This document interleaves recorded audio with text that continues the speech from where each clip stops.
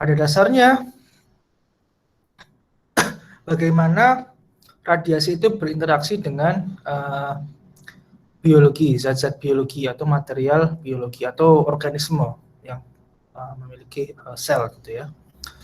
Nah, kalau melihat dari karakteristiknya dari radiasi itu yang dihasilkan dari zat-zat radioaktif itu pasti dia bersifat memiliki energi tinggi. Dan kalau energi itu tinggi, maka jika dia berinteraksi dengan makhluk hidup itu memiliki sel, kemudian dari sel itu pasti punya jaringan, kemudian punya apalagi ya, ya jaringan itu sel ya pokoknya itu pasti disusun oleh atom-atom ya. Atom-atom menyusun molekul, menyusun jaringan, sel dan seterusnya. Saya tidak terlalu paham hierarki dari sel itu seperti apa, tapi pada dasarnya pasti atom itu membentuk molekul, kemudian molekul membentuk DNA dan seterusnya dan sampai ke jaringan dan sel dan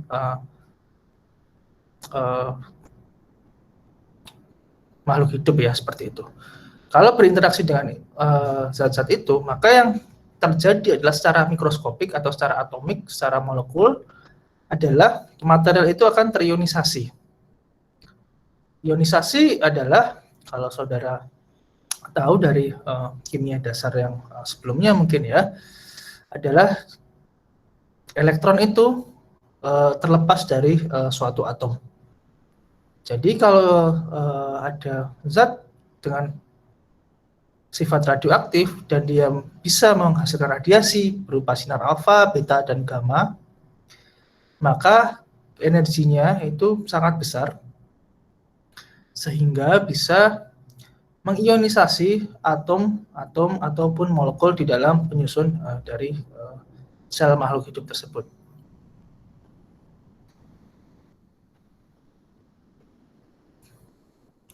Jadi kalau misalkan radiasi itu dihentikan oleh suatu materi ya, maka dia akan berinteraksi dengan cara menabrak ya seolah-olah, dan elektronnya itu ditendang dari atomnya atau dari molekulnya. Tetapi bisa juga suatu radiasi itu melewati materi tanpa mengionisasinya, tergantung nanti pada suatu kondisi tertentu. Itu.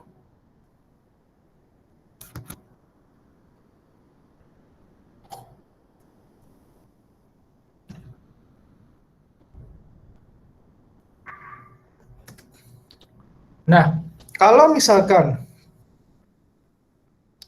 molekul yang terionisasi tadinya, maka ataupun sebetulnya atom ya secara umum ya, tapi biasanya radikal itu untuk molekul ya secara umum, maka molekul tersebut akan kehilangan satu buah elektron paling tidak, menghasilkan yang disebut sebagai radikal bebas. Radikal bebas ini secara kimia itu sangat aktif. Karena apa? Karena ada satu elektron yang tidak berpasangan di situ. Saudara kalau lihat dari iklan di TV ya, mencegah radikal bebas, mencegah penuaan dan segala macam, itu karena memang tubuh kita itu terpapar oleh kadang-kadang ya sinar ultraviolet yang jika terpapar terus-menerusan, maka ada jaringan yang bisa kehilangan elektron sehingga terbentuk radikal, dan radikal itu akan berbahaya untuk badan kita dan terjadi kanker misalkan, seperti itu. Jadi kalau molekul di dalam tubuh kita itu terionisasi, maka yang terjadi adalah molekul itu bisa kehilangan elektron atau terionisasi tadi ya, menghasilkan yang disebut sebagai radikal bebas. Nah, contohnya yang ini, gamma itu merupakan gelombang elektromagnetik yang paling tinggi energinya, jika dia terkena air, maka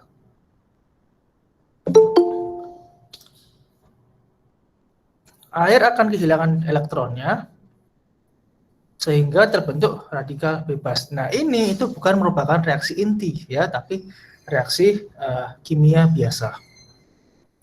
Karena tidak mengubah dari sifat dari inti atomnya. Itu masih tetap semuanya hidrogen.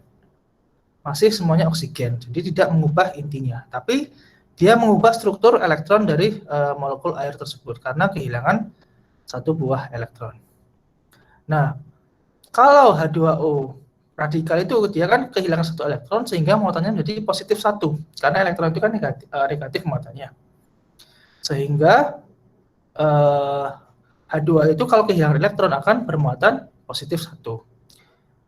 Ini merupakan spesies air yang sangat aktif atau sangat reaktif. Jadi kalau zat yang reaktif itu pasti ingin berikatan secara stabil juga kan, mestinya seperti itu. Sehingga karena dia reaktif, dia bisa menyerang air-air yang lainnya, membentuk radikal yang lainnya, misalkan radikal OH. Misalkan H2O plus itu karena kehilangan satu elektron, menumbuk air yang lainnya, menghasilkan H3O plus dan radikal OH. Nah, kalau kita lihat reaksi ini, itu sebetulnya adalah reaksi kimia biasa, yang artinya apa? Kalau di reaksi kimia biasa, yang kekal adalah jumlah elektronnya dan jumlah muatannya di situ. Kalau di persamaan reaksi yang di baris kedua itu, muatan di reaktan itu adalah +1, muatan di produk juga harus +1. Kemudian kalau dihitung jumlah elektronnya yang sebelah kiri atau di bagian reaktan itu harus sama dengan yang di kanan atau di bagian produk. Sehingga kalau reaksi biasa, ini konteksnya adalah reaksi biasa, itu terjadi kekekalan muatan dan kekekalan elektron. Pasti kekekalan massa terjadi juga sebetulnya. Kalau saudara hitung H2O itu ada berapa elektron di situ? Dari H ada 2, H2-nya ada 2, kemudian oksigennya itu ada 6 ya. Jadi ada 8 elektron. Yang H2O plus ada 7 elektron. Berarti ada 15 elektron di sebelah reaktan. Kemudian di produk juga harus ada 15 elektron di situ.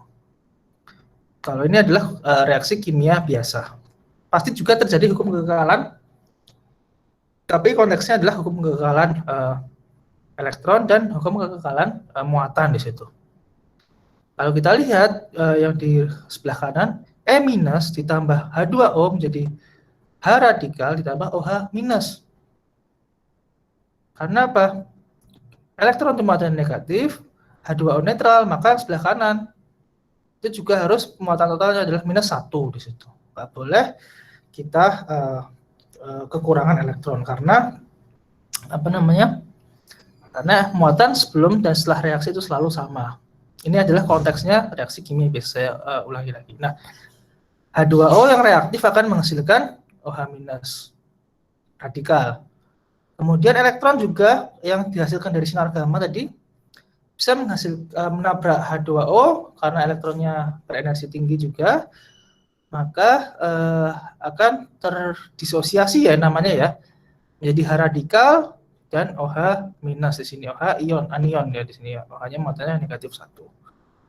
H radikal dan OH radikal itu akan bereaksi terus-menerus sampai terjadi keseimbangan gitu ya, keseimbangan kimia gitu ya. Tapi terjadinya kapan ya? Nanti kalau misalkan semua spesies atau semua zat yang ada di dalam reaksinya itu sudah stabil semua.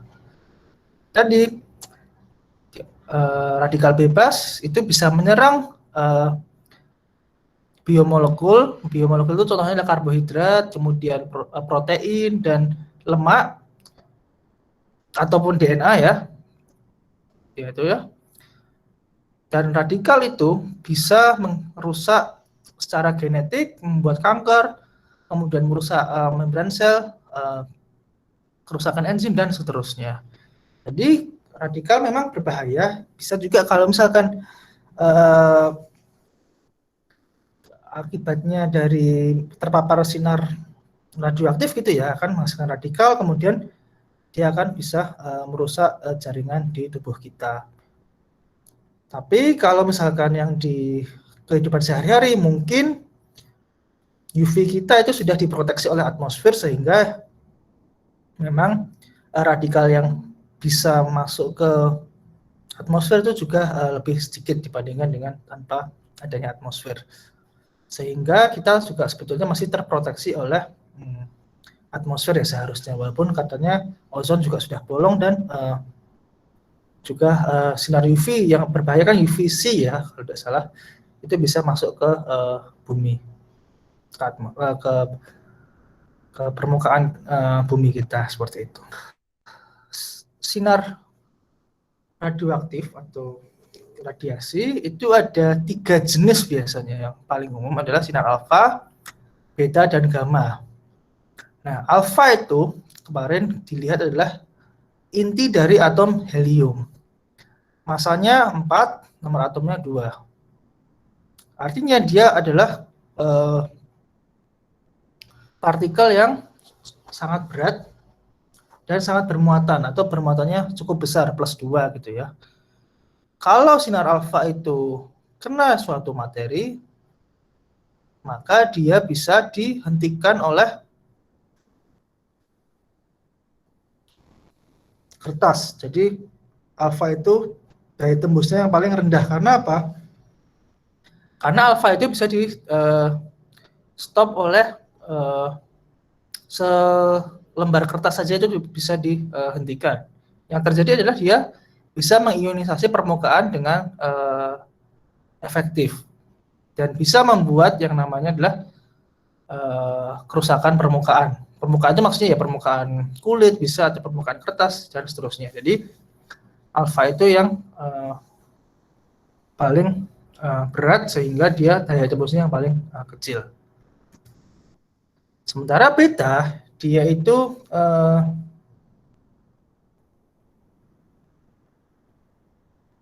lebih ringan dan bisa menembus lebih baik. Jadi sinar beta itu bisa menembus kertas tetapi lebih tebal lagi. Jadi dia harus dihentikan kalau misalkan menghentikan beta itu harus kertasnya lebih tebal lagi. Tapi dia juga bisa mengionisasi, tapi mengionisasinya lebih dalam lagi. Dalamnya maksudnya adalah ke bagian yang lebih dalam, ke kertas yang lebih dalam lagi. Bukan di permukaannya, tapi di dalamnya. Karena dia lebih ringan, sehingga lebih bisa masuk ke materi gitu ya, mater. Gitu. Nah, sementara sinar gamma itu yang daya tembusnya paling besar.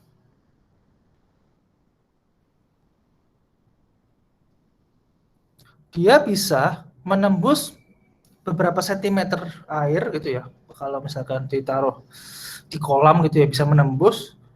Tapi daya tembusnya yang paling besar, sehingga untuk menghentikan gamma itu cukup perlu materi yang sangat tebal. Tetapi yang terjadi adalah karena sinar gamma itu adalah sinar radioaktif, dia justru yang paling berbahaya ya, artinya bisa mengakibatkan kerusakan internal di situ.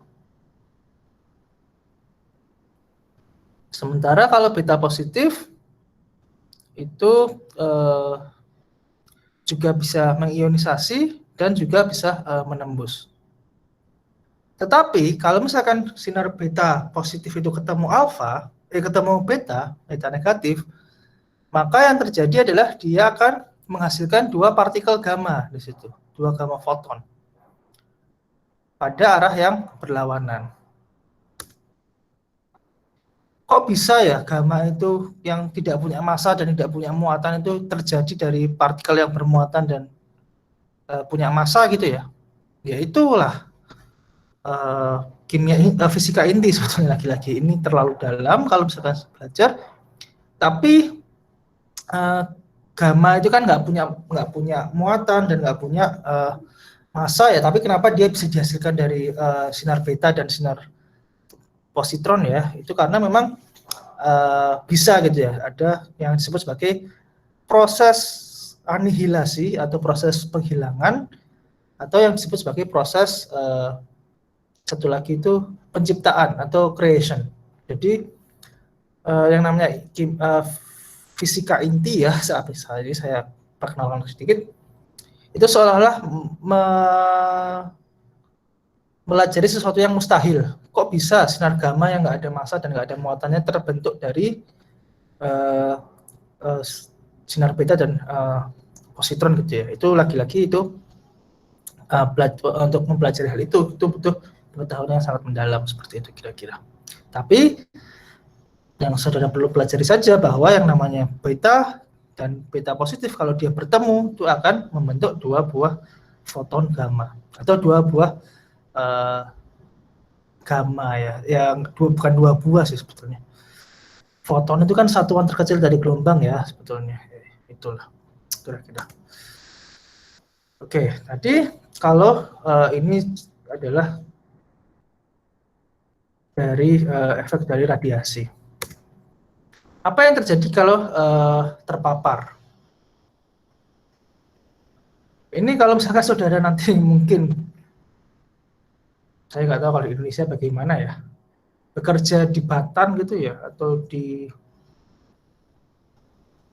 Batan ya mestinya, atau di Bapeten ya, Badan Pengawas Tenaga Nuklir, Bapeten dan Batan gitu ya, kalau misalkan saudara tertarik gitu ya. Itu ada standar-standar yang dipakai untuk mencegah dari radiasi itu sendiri. Apa yang terjadi seperti itu? Nah, tentunya kita harus tahu bagaimana mekanisme dari paparan radiasi itu ke zat biologis. Yang paling sederhana ya dalam tanda kutip adalah dengan cara paparan langsung dari zat radioaktif. Misalkan saudara punya zat radioaktif yang aktif gitu ya, artinya dia akan memberikan radiasi. Nah,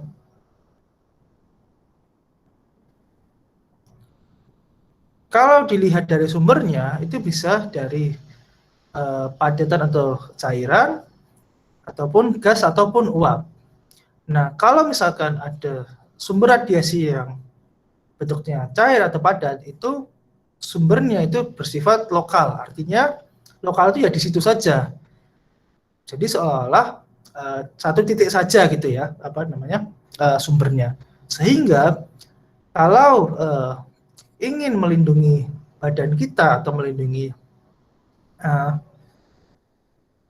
ya proteksi ya secara radiasi, maka radiasinya bisa dihalangi saja dengan misalkan dikasih ya penghalang gitu ya, misalkan timbal gitu ya, ataupun dinding yang tebal gitu ya, seperti itu. Tapi kalau misalkan sumber radiasinya adalah gas ataupun uap, maka sumbernya itu kan terdelokalisasi atau diffuse itu menyebar gitu ya. Maka yang jelas pasti untuk melindunginya akan lebih susah lagi, logikanya seperti itu. Karena bisa saja kalau bocor ataupun ada kerusakan, maka si radiasinya itu bisa kena juga ke targetnya. Kemudian kalau kontaminasi itu tidak langsung kan, yang kedua, sumber yang kedua bisa saja dari eksternal ataupun internal. Ini kalau misalkan saudara iseng gitu ya, mengambil zat radioaktif dengan tangan, ada sepatu dan seterusnya, itu kontaminasi radioaktif. Ataupun misalkan dengan cara menelan ataupun menghirup ya, inhalation atau ingestion. Itu ingestion itu kan menelan ya, inhalation itu menghirup. Jadi bisa masuk ke tubuh kita dan bisa mengakibatkan kerusakan organ internal seperti itu. Kalau dari alpha particle itu memiliki resiko kerusakan yang lebih besar untuk internal dibandingkan dengan yang eksternal. Kenapa? Karena sinar alfa itu masih bisa ditahan oleh kulit kita, tapi kalau sudah masuk ke badan ya jelas pasti lebih berbahaya lagi dibandingkan dengan kalau di luar seperti itu. Oke, jadi ini misalkan pengetahuan saja, nanti kalau misalkan nanti mungkin saudara tertarik ya bekerja di Batan ataupun di LIPI, bahkan nanti ada contoh kalau kita bisa pakai radiasi itu untuk pertanian lah kira-kira seperti itu. Ini hitungan sedikit tapi saya rasa nggak terlalu susah ya. Jadi A itu adalah aktivitas, lambda itu adalah konstanta yang disebut sebagai konstanta laju, peluruhan, dan N itu adalah jumlahnya ya. Saya rasa demikian. Dengan lambdanya itu adalah 0,693 dibagi T setengah. T setengah itu waktu paruh. Waktu paruh itu adalah secara definisi waktu yang diperlukan oleh suatu zat untuk menjadi setengahnya gitu ya. Jadi kalau misalkan saya punya 1 gram uranium, dia akan berubah menjadi setengah gram uranium. Kan uranium itu kan nggak stabil ya, dia punya punya sifat radioaktif ya. Dia akan berubah menjadi setengahnya. Misalkan saya punya 1 gram uranium, kemudian saya tunggu setengahnya menjadi setengah gram gitu ya. Itu butuh waktu 4,5 juta tahun. Jadi nggak ada yang hidup ya kalau kita melihat setengahnya. Atau misalkan dari thorium 230 itu dia membutuhkan waktu 83.000 tahun untuk menjadi setengahnya. Itu disebut sebagai waktu paruh. Kalau tritium itu lebih pendek lagi. Bahkan kalau 234 thorium itu dalam hitungan hari. Jadi itu adalah waktu yang diperlukan untuk menjadi setengahnya, itu waktu paruhnya. Waktu paruh ini sudah ditemukan secara eksperimen. Jadi orang sudah mengukur, ada suatu alat ya. Kenapa bisa diukur sampai 4,5 juta tahun, padahal ya nggak ada yang hidup sampai selama itu ya. Ya itu sudah ada alatnya ya. Sudah bisa dikalibrasi dan seterusnya. Akhirnya diperoleh angka sedemikian tersebut. Jadi ini adalah aktivitas itu konstanta dikalikan N itu jumlahnya. Aktivitas radioaktif ya aktivitas secara mudah adalah berapa jumlah partikel per detik yang terukur saat itu ya. Seperti itu. Apa namanya definisinya. Nah, ini tadi aktivitas atau dosis ya. Itu satuannya adalah rem atau milirem atau sievert. Ataupun ada satuan-satuan lainnya. Misalkan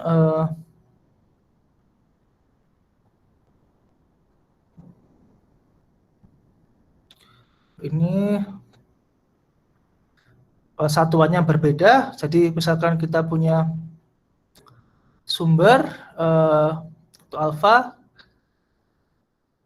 dia nggak satuan energinya adalah joule, kemudian energi per dosisnya disebut sebagai dosis adalah Gray atau joule per kilogram atau radian mungkin ya.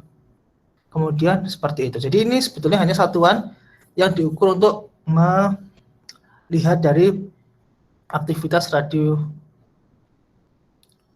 suatu materi gitu.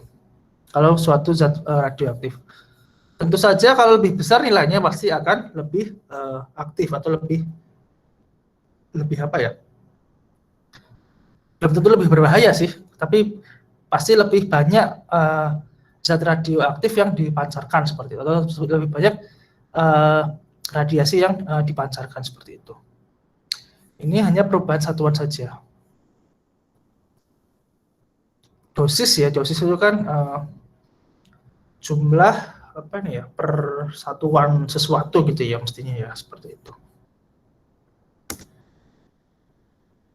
Oke, jadi kalau kita definisikan seperti ini, satuan energi radiasi adalah energi per partikel dikalikan aktivitas dikalikan waktu paparan. Ini nanti mungkin saudara juga bisa nanti kalau misalkan bekerja di tadi Batan ataupun Batan gitu ya, disuruh mengukur radiasi ya pakai tabel seperti ini misalkan.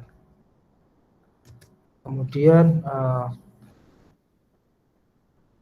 ini menentukan apakah radiasi itu menyebar atau terkumpul gitu ya. Distributed itu tersebar atau lokalisasi itu terkumpul gitu ya. Kemudian ini oke, jadi ternyata yang daya tembusnya lebih kecil itu bisa menyebabkan kerusakan yang lebih besar seperti itu. Nah, ini satuannya lagi situ. Jadi ada satuan Gray dan satuan Sievert, itu hanya perubahan satuan saja. Ini lebih ke arah teknologi nuklir nantinya dipakainya. Oke, kemudian ini saja kalau kita melihat dosisnya ini sebetulnya, jadi manusia itu bisa menerima dosis sekian milirem per tahun misalkan. Tapi apa yang terjadi kalau misalkan kita menerima seperti ini? Teman-teman 25.000 milirem per 24 jam, itu nggak ada efek apa-apa. Dosisnya semakin tinggi, ada perubahan struktur darah. Itu ada perubahan darah. Lebih dari 100.000 mabuk atau kecapean. 200.000 ada kematian kalaupun tidak ada penanganan secara medis ya, seperti itu. Ya logikanya seperti itu, tambah-tambah ini pasti akan lebih berbahaya. Dosisnya atau jumlah radiasi yang kita mampu terima gitu ya, kira-kira seperti itu. Tapi ya ini juga jarang sekali sih, ini paling apa ya, saya nggak tahu ya, mungkin di Hiroshima dulu kali ya, kejadian sampai 200.000 atau 500.000 gitu ya, atau mungkin di Chernobyl gitu ya. Tapi lagi-lagi kalau misalkan safety-nya bagus ya otomatis yang namanya kebocoran itu bisa dihindari, atau radiasi, paparan radiasi itu bisa dihindari seperti itu. Ini hanya melihat saja, jika radiasi ditambahkan pasti akan memiliki tingkat bahaya yang lebih tinggi seperti itu.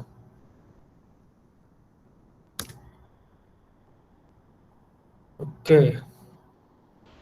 Mohon maaf Pak, menyela Pak. Ya. Ya, ini ada teman yang belum di ACC Pak. Oh ya, ada. Oke.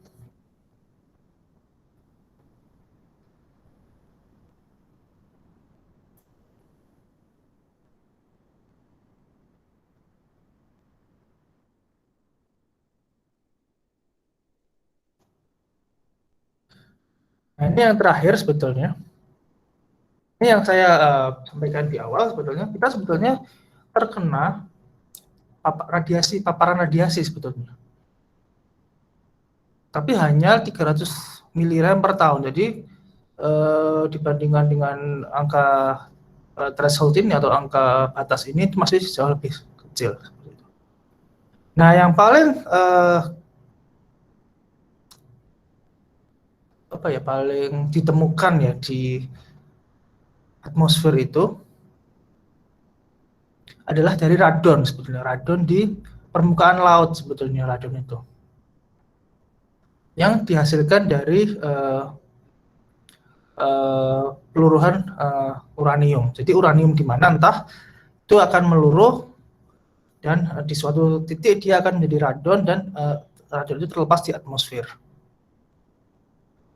Dan radon itu dia memiliki waktu paruh yang cukup singkat, itu 3 hari, 4 hari, dan radon itu akan menjadi sinar alfa ataupun inti helium dengan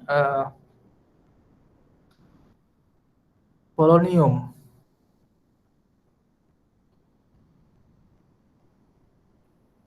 Tapi lagi-lagi itu jumlahnya akan lebih sedikit, pasti jauh lebih sedikit dibandingkan dengan yang kita bisa tahan seperti itu.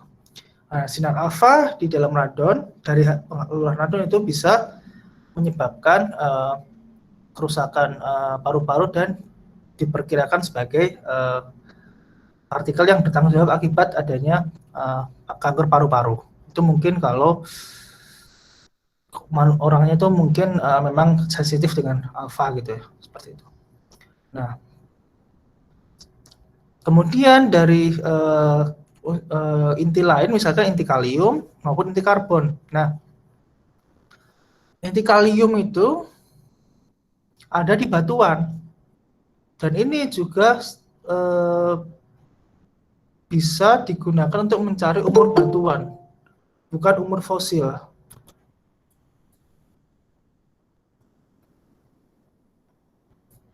Jadi untuk mencari umur batuan, tapi bukan yang berasal dari makhluk hidup. Ataupun kalau tidak salah, saya juga pernah dengar kalau kalium itu pernah juga bisa digunakan untuk mencari sumber minyak, ladang minyak gitu ya. Dia menghasilkan positron. Kalium itu akan meluruh menjadi argon dan positron. Sementara kalau di lingkungan kita itu karbon 14 itu bersifat radioaktif, dia akan meluruh menjadi nitrogen dan sinar beta. Itu terdapat di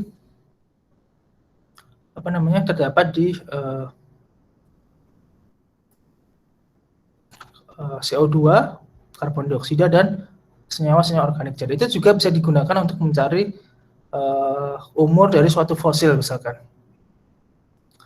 ataupun ya fosil ataupun zat yang pernah menghirup zat yang memiliki senyawa organik itu bisa dideteksi aktivitas karbon 14-nya seperti itu. Nah, ini dari sumber yang radioaktif secara natural itu ada 80%, sementara sisanya 18% ini dari sintesis, dari dibuat di laboratorium.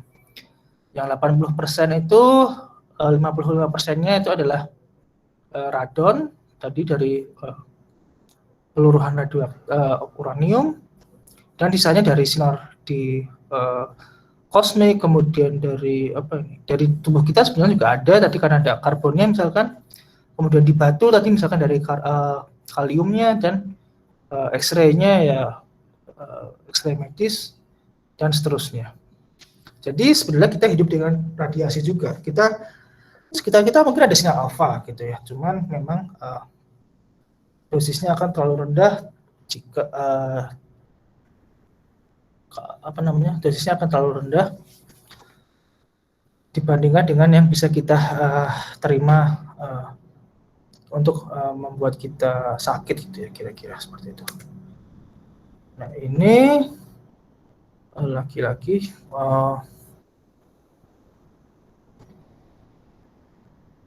sumber lainnya dari sinar X dari medis itu kecil sekali, kemudian dari produk-produk konsumsi, kemudian dari nuclear fallout itu presentasinya sangat kecil, dan dari energi nuklir. Jadi sebetulnya yang kita takuti itu sebetulnya nggak akan terlalu berpengaruh ya untuk kesehatan kita seperti itu.